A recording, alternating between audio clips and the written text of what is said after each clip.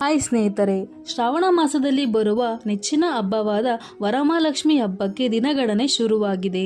ಸಂಪತ್ತು, ಸಮೃದ್ಧಿ ಮತ್ತು ಅದೃಷ್ಟದ ದೇವತೆ ಲಕ್ಷ್ಮೀ ದೇವಿಯನ್ನು ಈ ದಿನ ಆರಾಧಿಸಲಾಗುತ್ತದೆ. ಆದರೆ ಈ ದಿನ ಪೂಜೆ ಮಾಡುವಾಗ ನಾವು ಕೆಲವೊಂದು ತಪ್ಪುಗಳನ್ನು ಮಾಡಬಾರದು. ಆ ತಪ್ಪುಗಳೇನು ಎಂಬುದು ಇಲ್ಲಿದೆ. ಶ್ರಾವಣ ಮಾಸದಲ್ಲಿ ಬರುವ ವಿಶೇಷ ಹಬ್ಬಗಳಲ್ಲಿ ವರಮಹಾಲಕ್ಷ್ಮಿ ಹಬ್ಬವು ಒಂದು. ಈ ಹಬ್ಬವನ್ನು ಎಲ್ಲ ಮಹಿಳೆಯರು ಆಚರಿಸುತ್ತಾರೆ. ಈ ಹಬ್ಬದ ದಿನ ವ್ರತ ಹಾಗೂ ಉಪವಾಸಗಳನ್ನು ಮಾಡಲಾಗುತ್ತದೆ. ವರಲಕ್ಷ್ಮಿ ವ್ರತವನ್ನು ಲಕ್ಷ್ಮಿಯ ಆರಾಧನೆ ಮಾಡಲು ಮೀಸಲಿಡಲಾಗಿದೆ. ಸಾಮಾನ್ಯವಾಗಿ ಶ್ರಾವಣ ಮಾಸದ ಶುಕ್ಲ ಪಕ್ಷ ಕೊನೆಯ ಶುಕ್ರವಾರದಂದು ಈ ಹಬ್ಬವನ್ನು ಆಚರಿಸಲಾಗುತ್ತದೆ.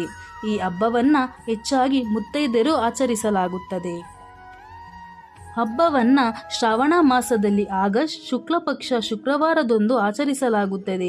ಈ ವರ್ಷ ವರಲಕ್ಷ್ಮಿ ವ್ರತವು ಆಗಸ್ಟ್ 16ರಂದು ಬಂದಿದೆ. ಈ ಮಂಗಳಕರವಾದ ದಿನದಂದು ವಿಶೇಷ ಆಚರಣೆಗಳನ್ನು ಮಾಡುವ ಮೂಲಕ ಲಕ್ಷ್ಮೀ ದೇವಿಗೆ ಪ್ರಾರ್ಥನೆ ಸಲ್ಲಿಸಲಾಗುತ್ತದೆ. ಈಗಾಗಲೇ ಹಬ್ಬಕ್ಕೆ ಎಲ್ಲ ಸಿದ್ಧತೆಗಳನ್ನು ನಡೆಸಲಾಗುತ್ತಿದೆ.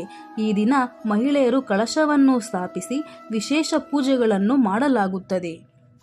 ಈ ದಿನ ಪೂಜೆ ಮಾಡಿದರೆ ದೇವಿ ನಾವು ಕೇಳಿದ್ದನ್ನೆಲ್ಲ ದಯಪಾಲಿಸುತ್ತಾಳೆ. ಮುಖ್ಯವಾಗಿ ಕೇಳುವ ವರವನ್ನು ನೀಡುತ್ತಾಳೆ ಎಂಬುವ ನಂಬಿಕೆಯೂ ಇದೆ. ಈ ವ್ರತ ಮಾಡುವುದರಿಂದ ಸಂಪತ್ತು ಮತ್ತು ಸಮೃದ್ಧಿ ಸಿಗುತ್ತದೆ ಎನ್ನಲಾಗುತ್ತದೆ. ವರಮಹಾಲಕ್ಷ್ಮಿ ಹಬ್ಬವು ಹಿಂದೂ ಸಂಸ್ಕೃತಿಯಲ್ಲಿ ಹೆಚ್ಚಾಗಿ ಪ್ರಾಮುಖ್ಯತೆಯನ್ನು ಹೊಂದಿದೆ. ಇದು ಭಕ್ತಿ, ಕೃತಜ್ಞತೆ ಮತ್ತು ಸಮೃದ್ಧಿಯ ಸಂಕೇತವಾಗಿದೆ. ಸಂಪತ್ತು ಮತ್ತು ಅದೃಷ್ಟದ ದೇವತೆಯಾದ ಲಕ್ಷ್ಮೀ ದೇವಿಯನ್ನು ಪೂಜಿಸಲು ಈ ಹಬ್ಬವನ್ನು ಆಚರಿಸಲಾಗುತ್ತದೆ. ವರಲಕ್ಷ್ಮಿ ವ್ರತದ ಸಮಯದಲ್ಲಿ ಮನೆ ಸ್ವಚ್ಛವಾಗಿರಬೇಕು. ಸ್ವಚ್ಛತೆ ಎಂದರೆ ಮಹಾಲಕ್ಷ್ಮಿಗೆ ಇಷ್ಟ. ಸೂರ್ಯೋದಯಕ್ಕೆ ಮುಂಚೆ ಎದ್ದು ಬಾಗಿಲನ್ನು ಚಿಮುಕಿಸಿ ಕುಂಕುಮ ಹಚ್ಚಿ ಕೈಗೆ ಕುಂಕುಮ ಹಾಗೂ ಅರಿಶಿನ ಹಾಕಿ ಮಹಾಲಕ್ಷ್ಮಿಯನ್ನು ಆವಾಹನೆ ಮಾಡಿ ಮನೆ ಸ್ವಚ್ಛವಾಗಿರಬೇಕು. ಗುರುವಾರ ಸಂಜೆಯೇ ಮನೆಗಳನ್ನು ಸ್ವಚ್ಛಗೊಳಿಸಬೇಕು. ಮನೆ ಸ್ವಚ್ಛವಾಗಿ ಇಲ್ಲದಿದ್ದರೆ ಮನೆಗೆ ಲಕ್ಷ್ಮಿ ಬರುವುದಿಲ್ಲ ಹಾಗೂ ಸಂಪತ್ತು ಬರುವುದಿಲ್ಲ ಎನ್ನುವ ನಂಬಿಕೆ ಇದೆ. ವರಲಕ್ಷ್ಮಿ ವ್ರತವನ್ನು ಆಚರಿಸಲು ಬಯಸುವವರು ಈ ದಿನ ಊಟ ಮಾಡುವುದನ್ನು ಬಿಡಬೇಕು. ವರಲಕ್ಷ್ಮಿ ಪೂಜೆಯ ಮೊದಲು ಏನನ್ನೂ ತಿನ್ನಬೇಡಿ.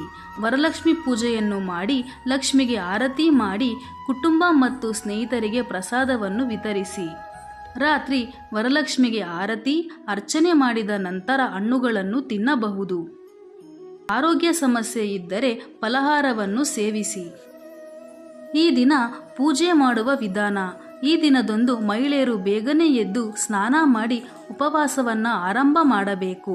ಮೊದಲು ಕಳಶವನ್ನು ಸಿದ್ಧ ಮಾಡಿಕೊಳ್ಳಬೇಕು. ಕಳಶಕ್ಕೆ ಸೀರೆಯಿಂದ ಅಲಂಕರಿಸಿ ನಂತರ ಕುಂಕುಮ ಮತ್ತು ಶ್ರೀಗಂಧದ ಪೇಸ್ಟ್ನಿಂದ ಸ್ವಸ್ತಿಕ್ ಚಿಹ್ನೆಯನ್ನು ಬಿಡಿಸಬೇಕು.